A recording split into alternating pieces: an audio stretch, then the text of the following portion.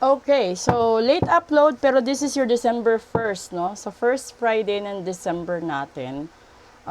Daily episode 30, 36, 30, 37, and 30, 38.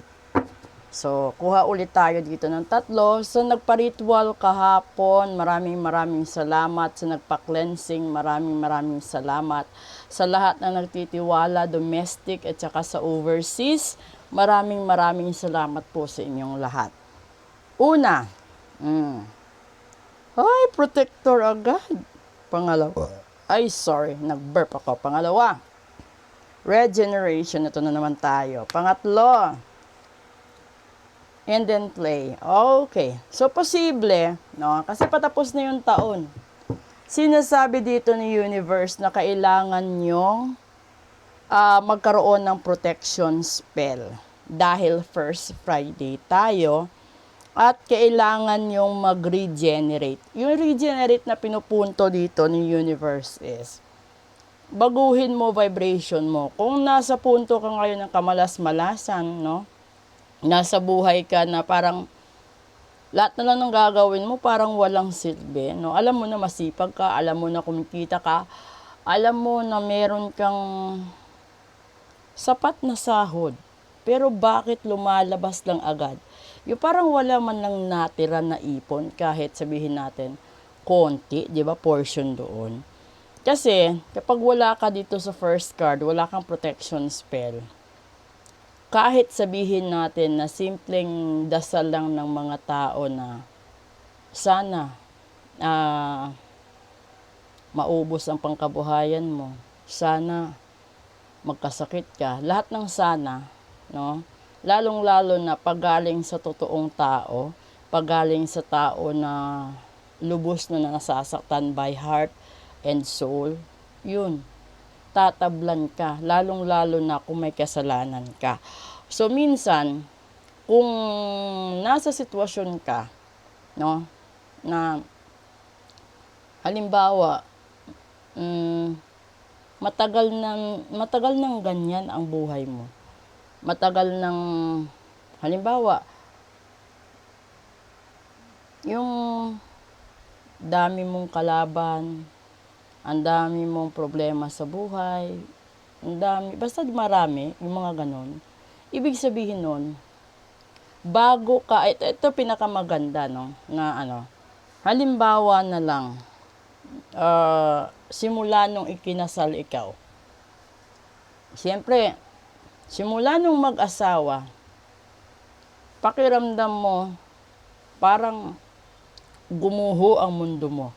No? Doon sa punto na nagkakainlaban pa kayo, boyfriend, girlfriend pa kayo, di ba, ang sweet-sweet, lahat-lahat. And then, humantong kayo sa desisyon na magsama. Tapos bigla kayo nagkaanak. Tapos, hindi kayo handa financially, emotionally. Tapos pareho kayong alanganin pagdating sa career. Diba? Depende yun kung ano edad nyo, kung ano trabaho nyo. Pero may mga ganyong punto sa isang buhay. So, nung panahon na nag-asawa kayo, doon mo nakita, doon mo nasubaybayan na ay ganito pala yung ugali ng tao, no, na pinakasalan ko. It may be your husband, it may be your wife, pero masasabi mo na magtataka ka. Deep inside, di mo naman sasabihin agad-agad yun eh. Kasi alam mo may insulto, alam mo masasaktan. E baka yun lang yung magiging dahilan. Diba? Na hiwalay agad. O. Ngayon, andoon na tayo sa mode na magtitiis ka, mag-a-adjust ka, magtitimpi, hanggang sa humantong sa depression, anxiety, stress. Yun, alam nyo na yung susunod ng mga ganon. Kasi, kung nag-asawa ka na hindi ka handa, talagang marami kang problemang dadaanan. Yun, financially.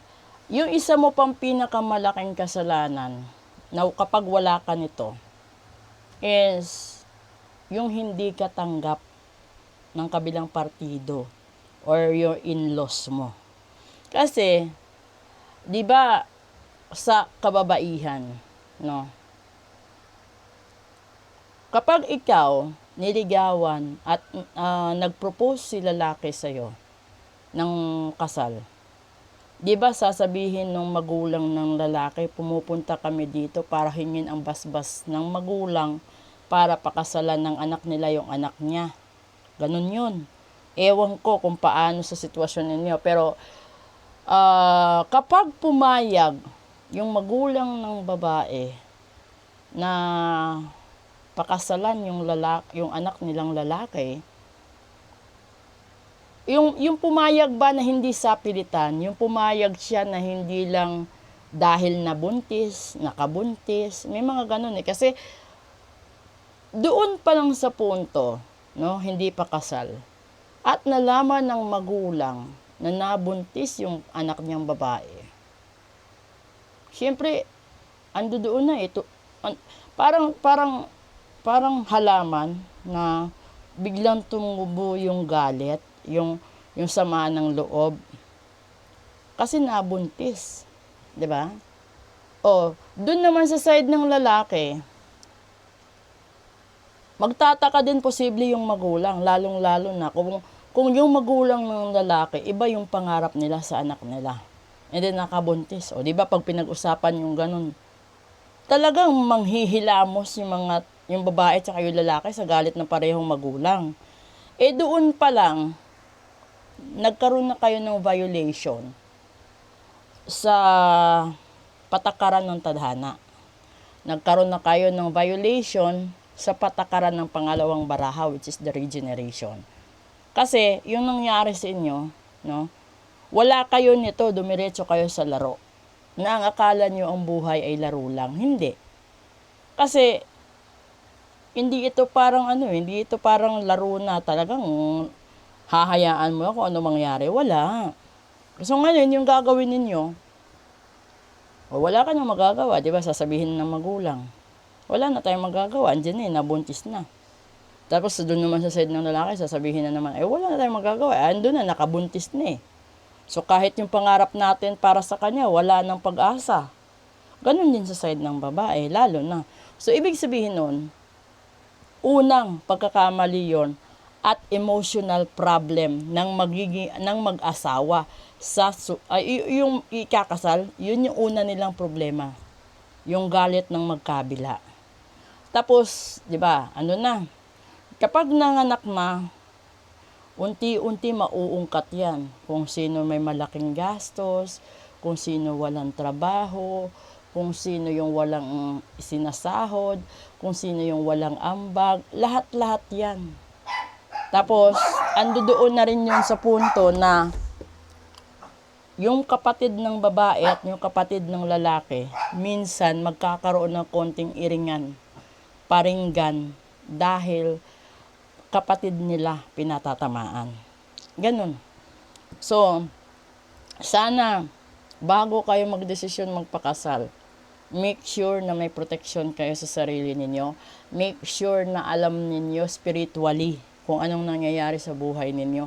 Kasi baka yung nangyayari sa inyong kamalasan ay sumpa galing sa ninuno, sumpa galing sa mga taong nagawan nyo ng kasalanan, at kung ano-ano pa. Unang pinakamasakit na sumpa, at kahit hindi pa sumpa, kapag sinabi ng biyenan mo na ayaw kita sa anak ko at wala akong pake sa'yo, habang buhay mo kakargahin yan.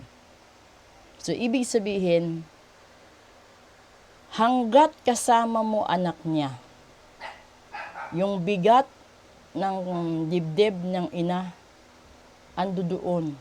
Lalong-lalo na kapag may mga issue na yung anak niya natatalo or nadedihado, yung galit na yun, parang bulkan, biglang aangat.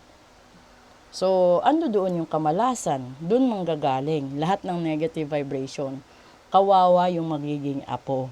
Kasi, magiging tagasalo sila sa mga kasalanan ng sumpa ng mga magulang nila. Kaya minsan magtataka yung mga anak, bakit ganyan ang buhay nila? Dahil yun sa mga pagkakamali at pagkukulang ng magulang din nila. Proceed tayo sa special episode, and this is your Friday episode, okay?